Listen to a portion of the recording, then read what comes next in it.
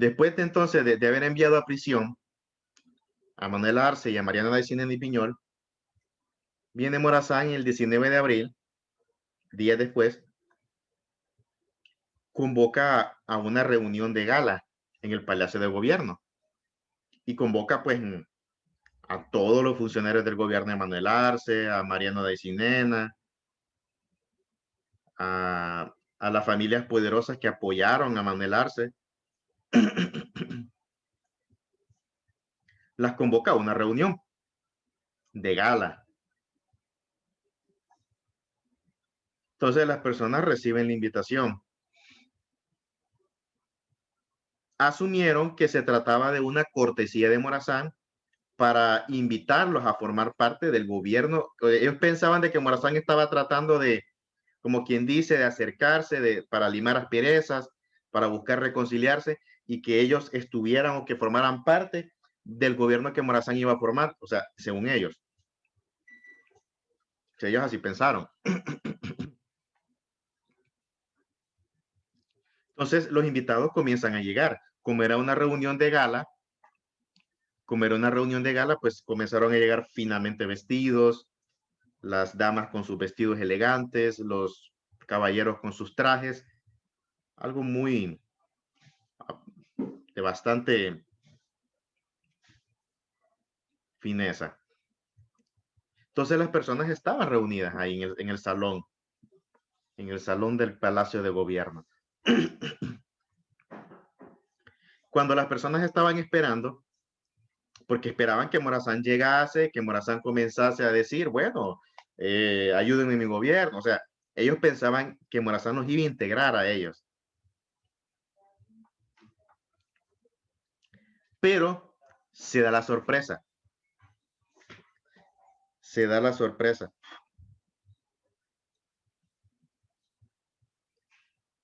En eso llega un general. Morazán no llega. Llega un general, lo envía en su representación. Y cuando entra, se coloca frente a la multitud y le grita. Vamos a ver quién me lee esto. Lo que tengo iluminado. ¿Quién me lo lee? Yo, profe. Yo. Dana. Mía. Vamos a ver, Mía. Vamos a darle la oportunidad a Mía. Puede leerlo, Mía. Señores, tengo el disgusto de decirles a ustedes que el general Morazán ha dispuesto que vayan presos al edificio del Congreso. Cuando las personas escuchan eso, inmediatamente entran los demás soldados para hacer pues de que no salieran corriendo ni que se escaparan.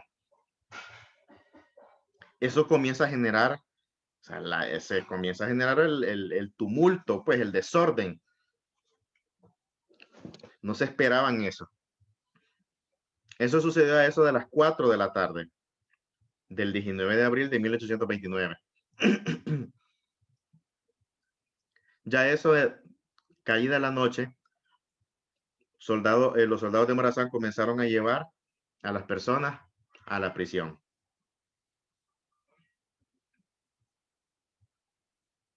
Cuando se habla del edificio del Congreso es que había una parte donde se había habilitado como prisión. Y se fueron a pie a la prisión. Iban por la calle.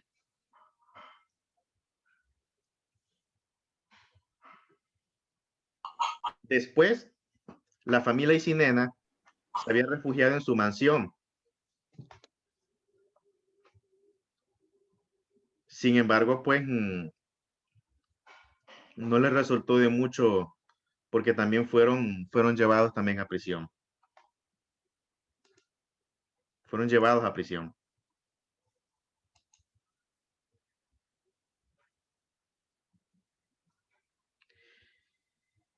Estuvieron ahí en la prisión apiñados unos con otros y se fueron tal y como llegaron vestidos, bien elegantes.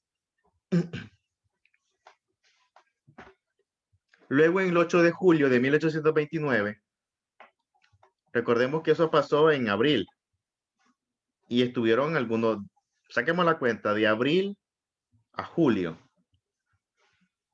Abril, mayo, junio, casi como 3 meses y fracción estuvieron. Entonces, el 8 de julio, el Congreso decidió y decidieron expulsarlos, o sea, que se expulsaran de Centroamérica. Entonces, los sacan de la cárcel y fueron llevados a pie hasta Omoa. Solamente les voy a mostrar el mapa para que vean. Permítanme.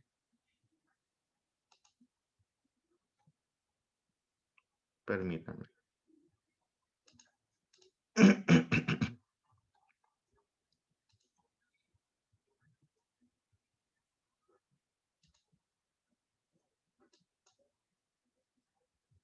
Vamos a ver, Valeria Fernanda ingresando.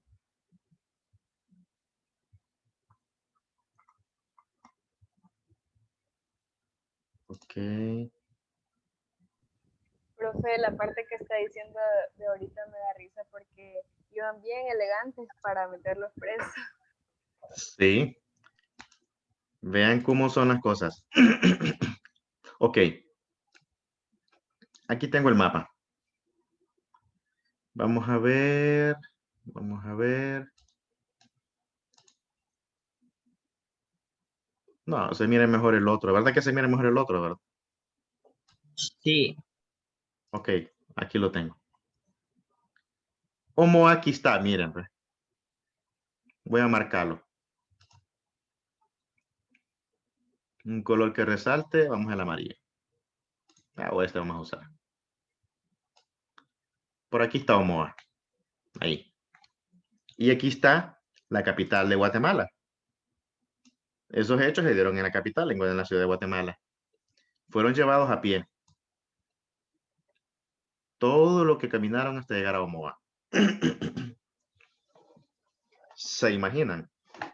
¿Cuánto tiempo se tardaron, profe? Días. Días, Ya, si iban caminando, yo me imagino cómo llevaban los pies. semanas, porque recordemos que no habían carreteras. Laura Larisa, vamos a admitirla. Vamos a anotarla acá. Permítame. Laura Larisa. Creo que ya la había anotado, ¿verdad? Sí, ya está anotada ya. Entonces, y fueron llevados a Omoa, pero en Omoa los esperaba, en Omoa estaba esperándolos un barco. Era, específicamente era una goleta. Goleta es un término que se utiliza para nombrar a un barco de ciertas características. Es como un velero mediano. El barco se llamaba el Albany Packet. Y ahí los estaba esperando un barco. Iban a ser montados en el barco para ser expulsados. Y este es el barco. Así, un velero. Entonces los estaba esperando porque pues los iba a llevarlos a La Habana en Cuba y a Nueva Orleans en Luisiana. Y ahí fueron montados al barco, iban todos apiñados. Y en una de las memorias de Manuel Arce, porque Manuel Arce relata parte de esto, él comenta de que cuando los montan al barco, habían unos drones, bueno, barriles, donde lo que hicieron es que eran barriles con vinagre. Entonces vaciaron el vinagre y echaron el agua en esos barriles sin lavar los barriles. Y echaron el agua para que en el transcurso, pues acuérdense que es un trayecto largo, dura días. Entonces decía de que cuando probaba el agua le sabía, era asqueroso el sabor del agua. Él relata eso en sus memorias. Él hizo después de que en el exilio Manuel Arce, él estuvo exiliado, él hizo un libro. Hizo un libro. Aquí solo solamente para que, déjenme ver. Aquí lo tengo.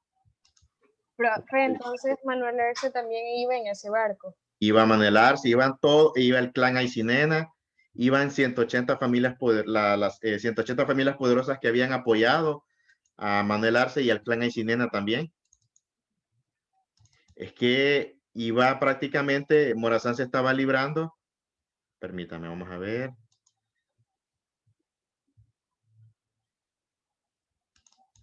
¿Será este? No, vamos a ver este otro.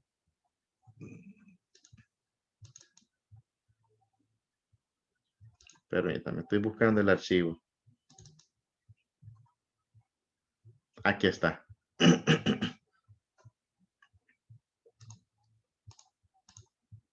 Este es el libro que Manuel Arce hace en México, porque Manuel Arce después de que estuvo, Manuel Arce, por ejemplo, él se exilió en Estados Unidos, en Nueva Orleans.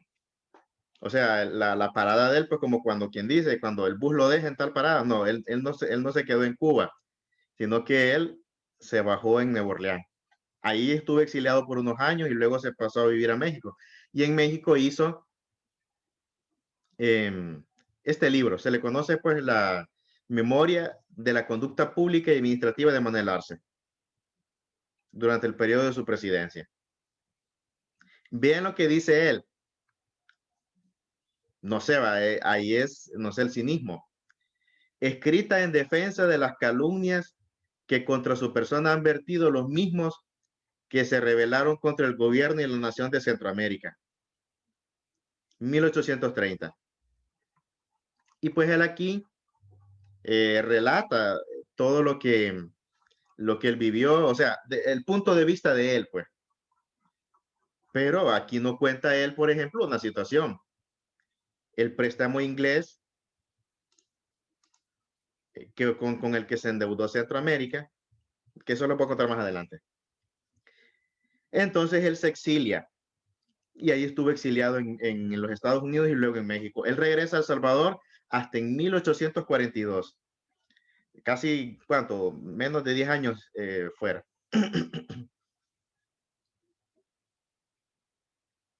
Y él muere 4 años después, en 1847. ¿Por qué muere, profe? No, de muerte natural. De muerte natural. Y ahí terminó. Terminó la era de Manuel Arce. Ahora, cuando ya Morazán, jóvenes, cuando ya Morazán ya con su ejército habían liberado a Centroamérica de la dictadura de Manuel Arce, el objetivo era volver a reconstruir Centroamérica. Morazán perfectamente se pudo haber quedado si él quería, pero él no lo hizo, porque Morazán era un hombre democrático, no era un dictador. ¿Y qué fue lo que se hizo?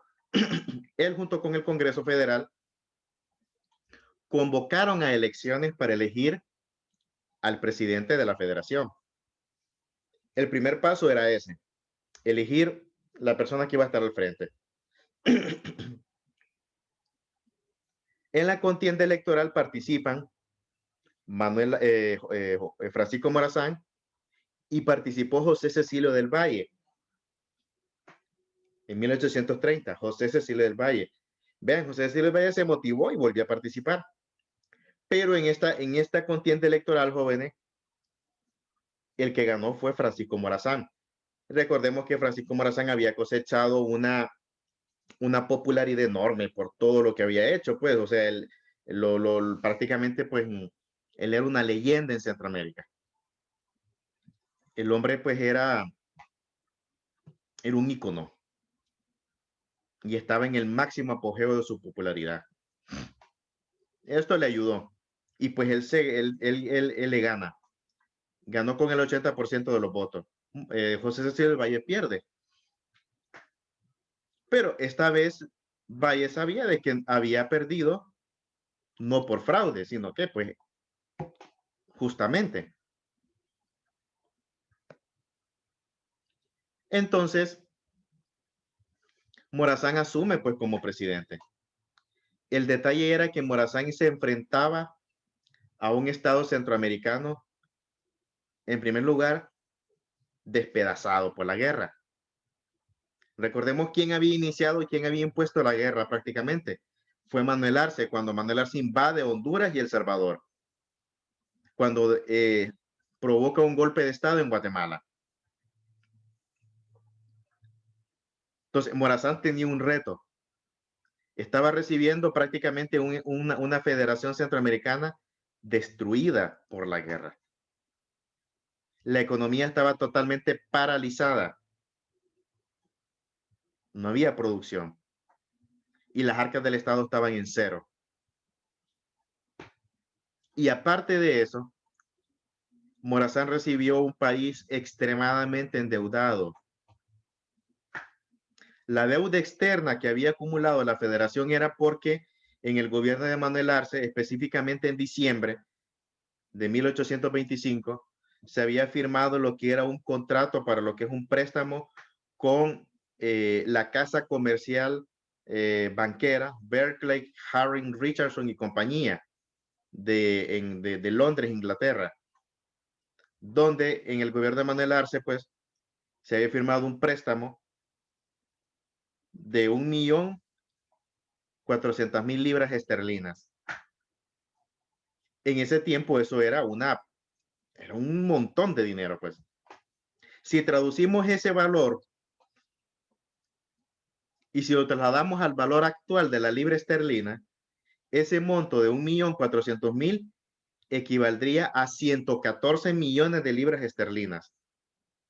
Y si multiplicamos ese valor, es decir, de 114 millones de libras esterlinas, y lo convertimos al empira, al valor actual, equivalen a 3.600 millones de lempiras. Entonces, ese fue el dinero. Y ahora, la pregunta es, ¿qué se hizo con ese dinero? Con este dinero, Manuel Arce compró 14.000 carabinas y también financió las campañas militares que emprendió en Honduras y en El Salvador. Ese dinero se utilizó para la guerra. Para la guerra. Ahora, el detalle no era el monto del capital. O sea, esto era el capital del préstamo. O sea, los intereses de estos jóvenes eran onerosos. A la larga se pagaba más interés que, que capital. Profe, ¿cómo hizo el Morazán con toda esa deuda? Vean, imagínense, Morazán sabía lo que iba a heredar, pero Morazán lo que quería era volver a reconstruir Centroamérica. Entonces, el gobierno de Morazán comenzó a emprender una serie de reformas históricas de carácter estructural. Morazán sabía de que tenía que empezar de alguna forma.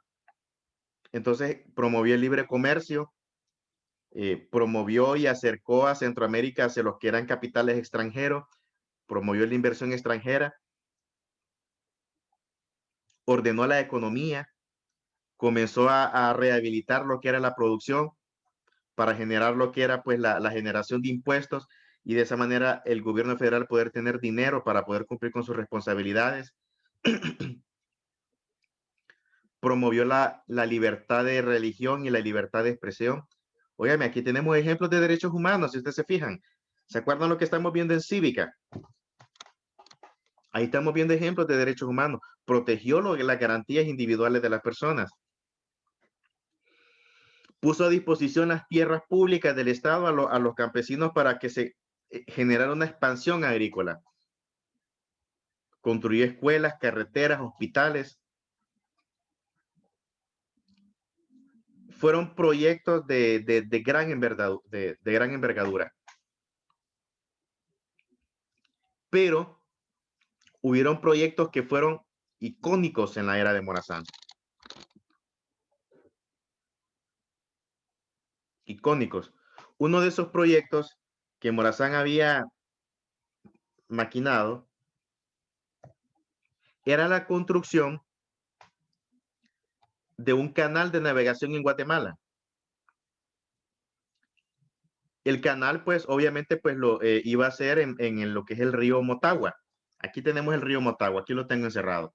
Todo esto es el río Motagua. El río Motagua nace casi en el centro de Guatemala, continúa su trayecto y desemboca,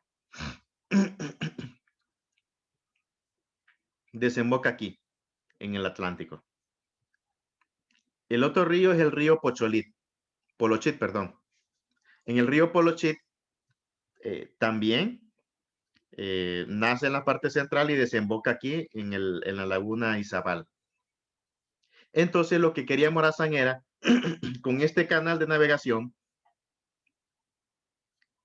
quería utilizarlo como una ruta en donde los productores de lo que era tierra adentro, es decir, del centro del país, pudiesen sacar su mercadería y sus productos a través del río a lo que era el Atlántico.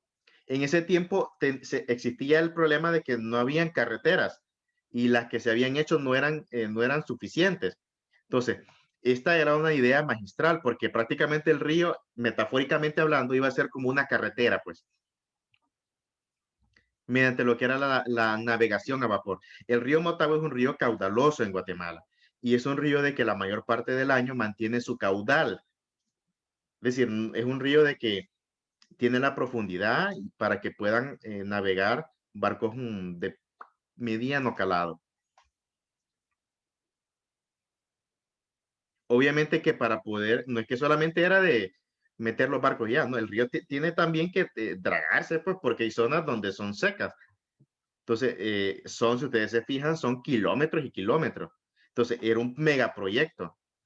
Había que dragarse el río, se tenían que establecer áreas de acopio en diferentes lugares para que las personas pues llevasen su producción y fuese transportada hacia lo que era el Atlántico, para específicamente ser llevada a Omoa. Omoa en ese tiempo era el mayor puerto de Centroamérica. Ahora, siempre el comercio lo sacaban a través de Belice. Y Morazán, como Belice era un territorio inglés, Morazán sabía de que no era conveniente de que se dependiese de los ingleses. Entonces Morazán quería que Centroamérica fuera pues autónoma, que no necesitara de terceros. Entonces, por eso era la necesidad de este proyecto, porque muchas de las producciones también del Salvador, de Honduras, para poder ser sacadas a través de lo que era el río Motagua. El proyecto él lo comenzó a diseñar en su gobierno, porque recuerden que un proyecto de estos no es que, ¡pum!, se construye ya, no. Primero se tiene que diseñar, establecer la factibilidad, lo que es estructurarlo, el diseño arquitectónico, todo eso. Morazán ya había comenzado con esa etapa. Lamentablemente, pues más adelante el gobierno de Morazán fue interrumpido y obviamente que estos proyectos también fueron condenados al olvido. Morazán era el único que tenía interés en hacerlo, porque él sabía que esta era la manera que Centroamérica iba a salir de la pobreza. Y no solamente era este megaproyecto, él había ideado también otro megaproyecto, y era la construcción de un canal interoceánico en Nicaragua, específicamente utilizando las aguas del río San Juan, llegan a lo que es uno de estos lagos en Nicaragua y luego sale por acá.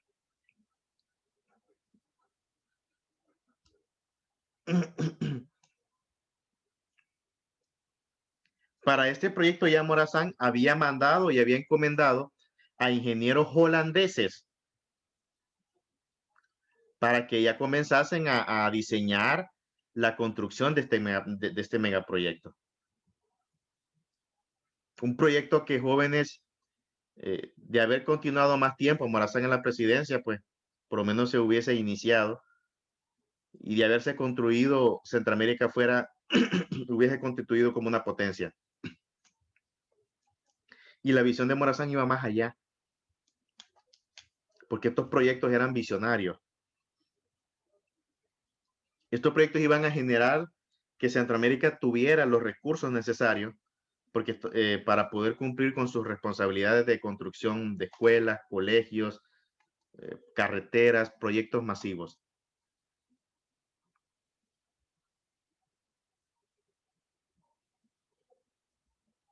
Imagínense, jóvenes, que el día de la toma de posesión, de Morazán durante su primer gobierno, Morazán mencionó el proyecto del canal interoceánico en Nicaragua en su discurso de toma de posesión. Lo mencionó y vamos a ver quién me lee este parrafito. Yo, profe. Mía Mendoza, ok. Lea, Mía. ¿Cuál? Disculpe, el que tiene... ¿Qué párrafo, profe? Perdón. Lo que tengo iluminado. No miro porque... Ok. Esta obra grandiosa por su objeto y resultados tendrá el lugar que merece en mi consideración. Muy bien. Vean, cuando él dice esta obra grandiosa por su objeto y sus resultados, él se refiere al canal interoceánico y él está diciendo de que ese proyecto, y vean cómo lo cataloga como grandioso.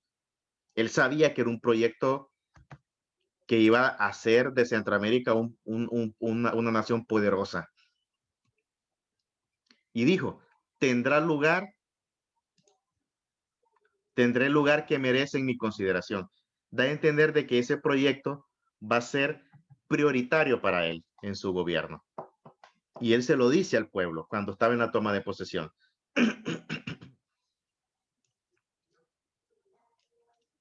Entonces, Morazán emprendió estas reformas en su primer gobierno, en su primer periodo de gobierno.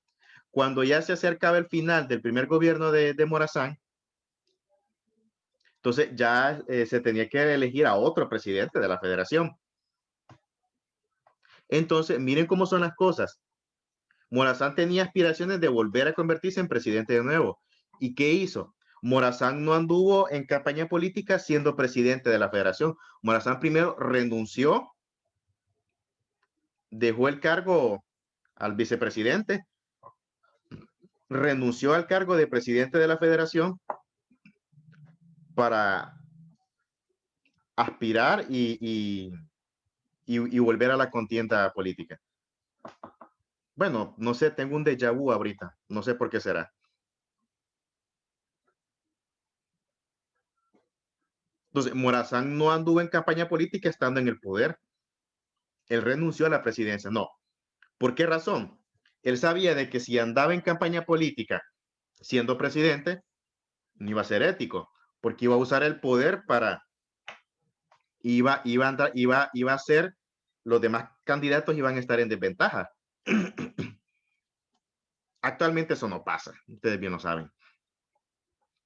Los que se reeligen o los que quieren volver a aspirar a cargos andan en campaña política siendo funcionarios y eso no es ético. Entonces Morazán dijo, no, yo voy a renunciar. Entonces él renunció prácticamente los últimos meses de su periodo de gobierno, de su primer periodo de gobierno de la federación, él renunció y le dejó el cargo pues a su...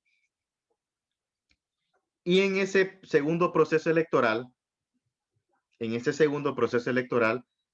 vuelve a participar Valle, jóvenes. Otra vez. Entonces los dos candidatos eran Morazán y Valle. Eran Morazán y Valle. Específicamente, pues era para el periodo de 1835 a 1839.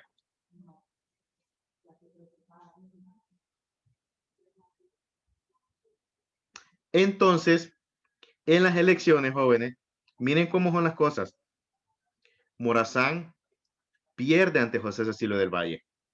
El que ganó las elecciones fue José. Por primera vez en la historia, Valle ya obtuvo lo que por derecho le correspondió cuando él se lanzó en su primera candidatura contra Manuel Arce, que Manuel Arce le quitó, bueno, le robó las elecciones con el fraude. Esta vez Valle había ganado y se había convertido ahora en presidente de la federación. Entonces Morazán le manifestó que pues él iba a trabajar de la mano con él, porque Valle y Morazán pues concordaban con con el hecho de que Centroamérica debería de desarrollarse. Y Valle era una persona también que estaba pues como en la misma sintonía que en el pensamiento de Morazán. A pesar de que Valle era un personaje que era de línea conservadora. El partido político de Valle Se llevaba con Morazán, profe. era, compartían los mismos ideales, ideales que se basaban en el bienestar de Centroamérica. Pero miren cómo es la vida. Miren cómo es la vida. Cuando Valle va rumbo a la toma de posesión, muere en el camino.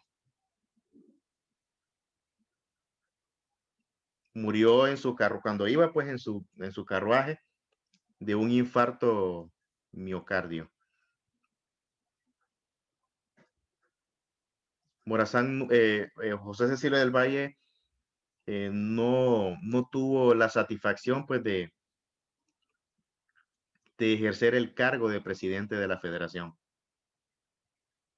Entonces la ley establece de que cuando el presidente muere, entonces el segundo candidato asume la presidencia. En este caso, el segundo candidato había sido Morazán, que había quedado pues, en segundo lugar por la cantidad de votos que tenía. Fue así que Morazán entonces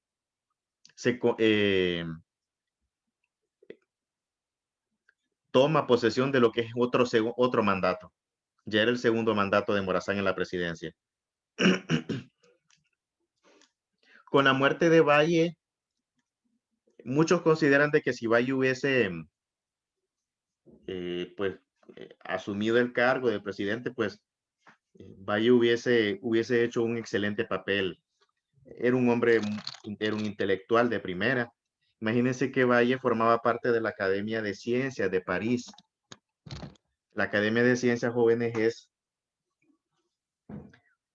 una organización donde se aglutinaban pues los más grandes científicos y eruditos de Europa. Renato Descartes, científicos en diferentes áreas. Y Valle formaba parte de lo que era la Academia de Ciencias, porque Valle era un erudito, era un pensador nato. Su conocimiento era vasto. Política, economía, filosofía, derecho. Imagínense, jóvenes, que como ustedes saben, pues Valle tenía, a pesar de que era hondureño, Valle, pues, la mayor parte de su tiempo lo vivió en Guatemala. Ahí tuvo, pues, sus haciendas, permítame.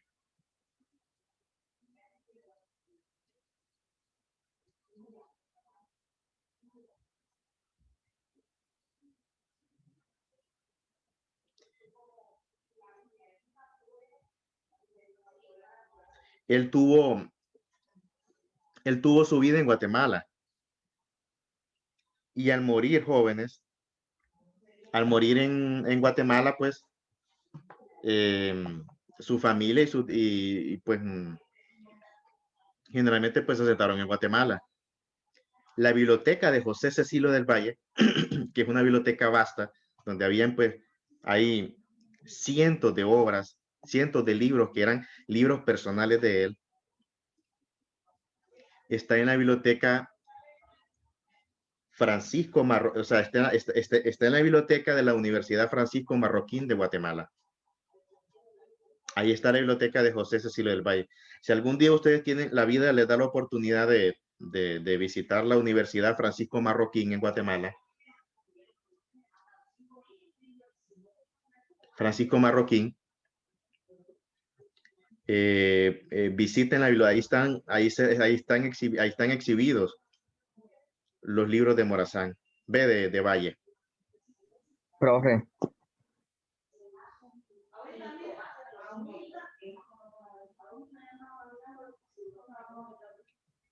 Lamentablemente, pues la biblioteca, jóvenes, fue donada por la familia de Valle que está en Guatemala a lo que era su universidad. Honduras no tiene no tiene, por decirlo así, pues, ese fue, pues, recordemos de que los familiares son los dueños, pues, por derecho legítimo. Los familiares de Valle están en Guatemala. Son muy reservados, ellos no son muy abiertos con la, no son. Entonces, es triste, jóvenes, porque con la muerte de Valle, pues Centroamérica perdió un gran personaje histórico. Un gran personaje. Profesor, le queda un minuto. Profe, Sí. Bueno, vamos a ver a qué horas termina la... profesor, Dígame. pero yo he visto que la mayoría de los personajes centroamericanos de esa época eran de Honduras.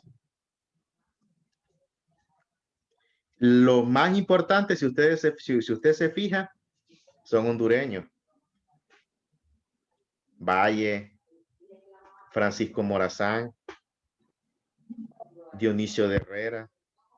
Eran de Honduras, pero vivían en otros lugares, profe. Es que como recordemos que en ese tiempo era un estado centroamericano, entonces el término era centroamericano. No, ellos habían nacido en la provincia de Honduras, pero ellos, acuérdense de que la capital de la federación estaba en Guatemala.